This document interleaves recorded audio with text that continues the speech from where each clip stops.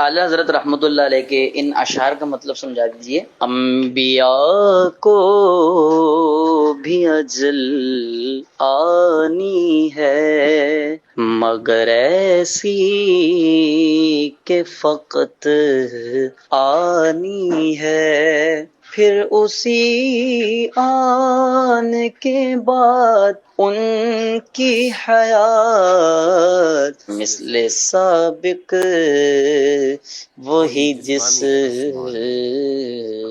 مانی ہے۔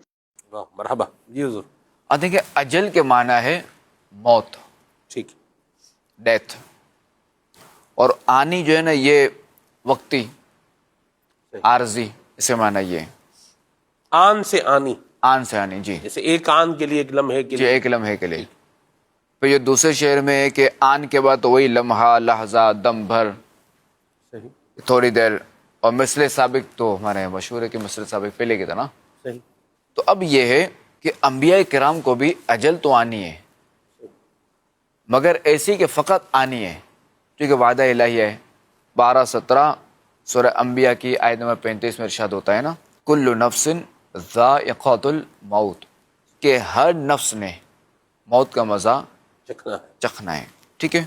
اچھا اب کیا ہے کہ موت جو ہے وہ انبیاء کرام کی بارگاہ میں حاضری دی، اور پھر کیا ہوا کہ یہ موت ایسی ہے کہ فقط ایک لمحے کے لیے آنی ہے، اور پھر جب ان کو دوبارہ زندہ کر دیا جاتا ہے سبحان اللہ، انبیاء کرام علیہ السلام کو۔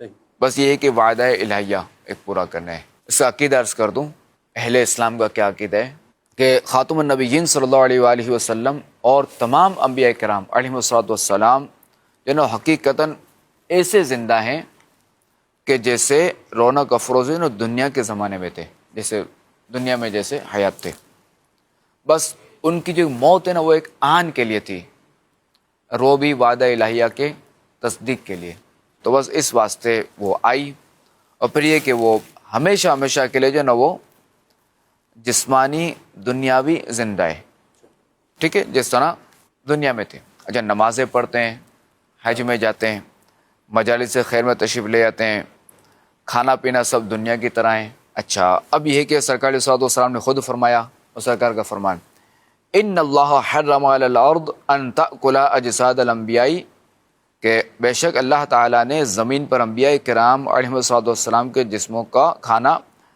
حرام فرما دیا ہے، ٹھیک ہے۔